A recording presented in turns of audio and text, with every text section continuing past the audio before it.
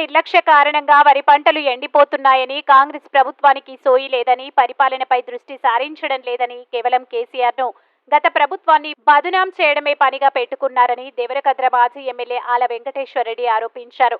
దేవరకద్ర నియోజకవర్గం మదనాపూర్ మండలంలో ఎండిపోయిన వరి పంటలను మాజీ ఎమ్మెల్యే ఆల వెంకటేశ్వరరెడ్డి పరిశీలించారు.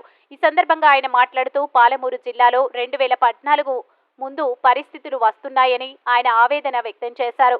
అలివిగాని హామీలు ఇచ్చి కాంగ్రెస్ పార్టీ అధికారంలోకి వచ్చిందని, ప్రజలకు ఇచ్చిన 6 గ్యారంటీ హామీలను నెరవేర్చడంలో కాంగ్రెస్ ప్రభుత్వం విఫలం చెందిందని, అంతేకాకుండా ఎన్నికల సమయంలో 420 హామీలను కాంగ్రెస్ పార్టీ ఇచ్చిందని, వాటిని అమలు చేయడంలో కాంగ్రెస్ ప్రభుత్వానికి సోయి లేదని ఆల వెంకటేశ్వరరెడ్డి విమర్శించారు. తక్షణమే రాష్ట్ర ప్రభుత్వం స్పందించి ఎండిపోయిన వరి పంటలకు 10,000 రూపాయల చొప్పున తక్షణ సహాయం కింద రైతులకు అందించాలని ఆయన డిమాండ్ చేశారు. ఈరోజు మదనాపూర్ మండల్ దంతనూరు శివార్లో ఎండిపోయిన వరి పొలాలను పరిశీలించడం జరిగింది. రైతులు ఏంటనే గట్టున్న కౌలు రైతులు సొంత పొలం కాక వేరే రైతులతోటి కౌలు తీసుకొని ఒకరు 30,000 ఒకరు 50,000 వరకు ఖర్చు పెట్టుకొని ఈరోజు టైంకి కరెంటు లేక సాగునీరు లేక ఎండిపోయి పొలం మొత్తం ఎండిపోయి లాస్ట్ గొర్రెలు మేపడానికి విడిచిపెట్టడం జరిగింది. 2014 కంటే ముందున్న పరిస్థితులు మళ్ళా ఇలా పాలమూరు జిల్లాలో కనిపిస్తూ ఉన్నాయి. కాంగ్రెస్ వాళ్ళు చెప్పిన మార్పు అంటే ఇదేనే మార్పు మాకు అర్థమవుతలేదు. ఈ సందర్భంగా మేము రైతుల పక్షాన ఏ రైతు అయితే టైంకు కరెంటు లేక సాగునీరు లేక పెట్టుబడి పెట్టి 1,000 రూపాయలు నష్టపోయారో ప్రతి రైతుకు కూడా ప్రతి ఎకరాకు 10,000 రూపాయలు తప్పనిసరిగా నష్టపరిహారం కింద రాష్ట్ర ప్రభుత్వం కట్టియాలనే మేము ఈ సందర్భంగా రైతుల పక్షాన డిమాండ్ చేస్తూ ఉన్నాం. ఇవన్నీ చూస్తే అర్థమవుతూ ఉంది ఈ కాంగ్రెస్ ప్రభుత్వం రైతుల కడుపు కొట్టడానికే ఈ ప్రభుత్వం వచ్చినట్లు కనిపిస్తూ ఉంది. రైతులను ముంచడానికే ఈ ప్రభుత్వం ఉన్నట్లు కనిపిస్తూ ఉంది. 10,000 రైతు బంధు 9 తారీఖు తర్వాత 15,000 వస్తుంది, ముందు తీసుకోకండి అని చెప్పారు.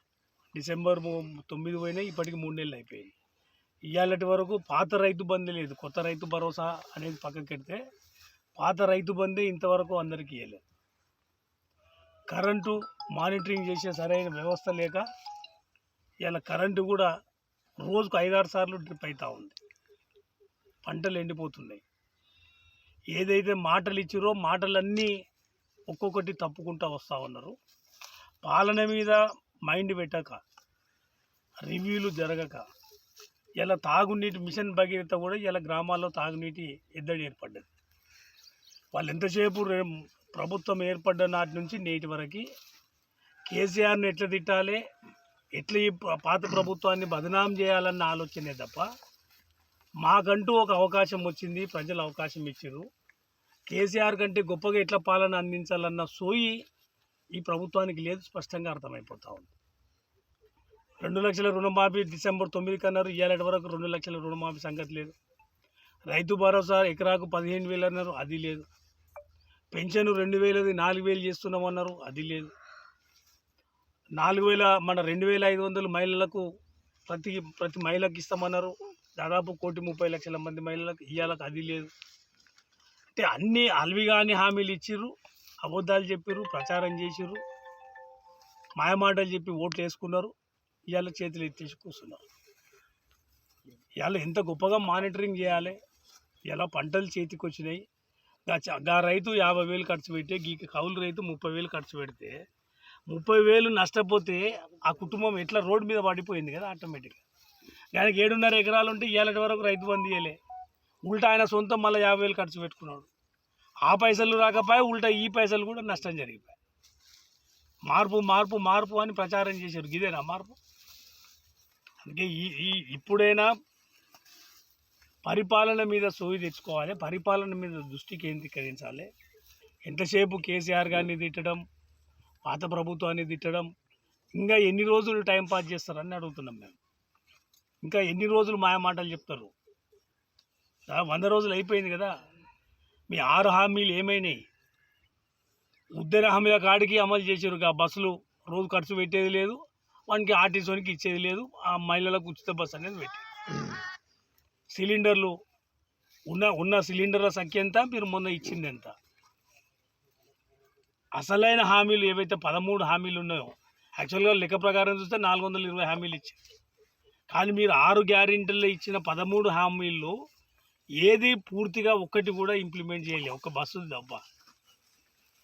ఫైనాన్షియల్ ఆస్పెక్ట్ లేని మాత్రం ఒకటి రెండు ముందలు చేసుకుంటూ పోయారు. అందుకే ఇప్పటికైనా పరిపాలన మీద దృష్టి పెట్టాలి. రైతులకు ప్రతి ఎకరాకు 10,000 నష్టపరిహారం కింద ఏ రైతు అయితే, ఈ రైతులకు ఇంత కష్టపడి ఎండల కష్టపడి సొంత డబ్బులు ఖర్చు పెట్టి నష్టపోయి లాస్ట్కు గొర్రెలు కూడా గానే ఉన్నాయి. గొర్రెలను వేరే గొర్రెల కాపర్లకు ఇచ్చి ఉన్న చేను మొత్తం గొర్రెలు మేపుకునే స్టేజ్కి ఇవాళ తెలంగాణ వచ్చిందంటే చాలా దౌర్భాగ్యం. కేసీఆర్ గారు ఉన్నప్పుడు ఎట్లా ఉండే, వ్యవసాయం ఎట్లా ఉండే, కరెంట్ ఎట్లా ఉండే, నీళ్ళు ఎట్లుండే, తాగునీళ్ళు ఎట్లుండే, ఇలా ప్రతిదీ అనుభవంలోకి ఇవాళ జనాలకు వస్తూ ఉంది. ఇలా ప్రతి ఒక్కరు అనుకుంటా ఉన్నారు, అరే కేసీఆర్ గారు ఉన్నప్పుడు ఎట్లా ఉండే, ఇవాళ కాంగ్రెస్ వచ్చినాక ఎట్లా వచ్చింది. గిదా మార్పు మేము కోరి తెచ్చుకున్నది. ఇలా ఒక్కరోజు భగీరథ మీద రివ్యూ లేవు, నీళ్లు ఇంకా ఈ మార్చి 20 తారీఖు వస్తేనే ఈ పరిస్థితి ఉంది. రేపు ఏప్రిల్ ఏంది, మే ఏంది, ఆల్రెడీ బిందెలు పట్టుకొని ఆడోళ్ళు 2014 కంటే ముందు ఉన్న పరిస్థితి గ్రామాల్లో వచ్చింది. అందుకనే ఇప్పటికైనా దృష్టి పెట్టాలి, ప్రజలు కూడా ఆలోచన చేయాలి. ఎప్పుడైనా ప్రజలు చాలా తెలివిగా ఓటేయాలి. ఆలోచన చేసి ఓటేసేటప్పుడే మనం ఎవరిని ఎన్నుకుంటున్నాం, ఎటువంటి ప్రభుత్వాన్ని ఎన్నుకుంటున్నాం, ప్రజల గురించి సామాన్యుల గురించి ఆలోచన చేస్తున్న ప్రభుత్వం ఏంది. ఎంతసేపు ఆవేశపూరితంగా స్పీచ్లు ఇవ్వడం, అవతలోని తిట్టడం, అలవి కానీ హామీలు ఇవ్వడం, మాయమాటలు చెప్పి ఓట్లు వేయించుకుంటే అలా నష్టపోతున్నది ప్రజలు. అందుకే రాబోయే కాలంలో జరిగే ఎమ్మెల్సీ ఎన్నికల్లో కానీ ఎంపీ ఎలక్షన్లో కానీ ఈ ప్రభుత్వానికి వాత పెట్టాలంటే ఓటు ద్వారానే వాత పెట్టాలి. ఇవాళ రేపు జరగబోయే ఎమ్మెల్సీ ఎన్నికల్లో కానీ పార్లమెంటులో కానీ మళ్ళీ కాంగ్రెస్కు ఓటు వేస్తే ఏమన్నట్లు, దాని అర్థం అరే మీరు రైతు బంధు ఇవ్వకున్నా ఓకే, మీరు రైతు మాఫీ చేయకున్నా ఓకే, 2 లక్షల రుణమాఫీ ఇవ్వకున్నా ఓకే, 4,000 పింఛన్ ఇస్తామన్నా ఇవ్వకున్నా ఓకే అన్న మెసేజ్ పోతుంది. ఇవాళ ఈ రాబోయే ఎలక్షన్లో వాత పెడితేనే అరే మేము మరి సరిగా పని చేయకపోతే సామాన్య ప్రజలు తిరగబడతారు, ఓటు ద్వారా ఆన్సర్ చెప్తారు అనేది ఒక మంచి మెసేజ్ పోతుంది. కాబట్టి నేను ప్రత్యేకంగా ఈ నియోజకవర్గం కానీ ఉమ్మడి పాలమూరు జిల్లాలోని ప్రజానీకాన్ని ఎమ్మెల్సీ ఎన్నికల్లో కేసీఆర్ గారు నిలబెట్టిన అభ్యర్థి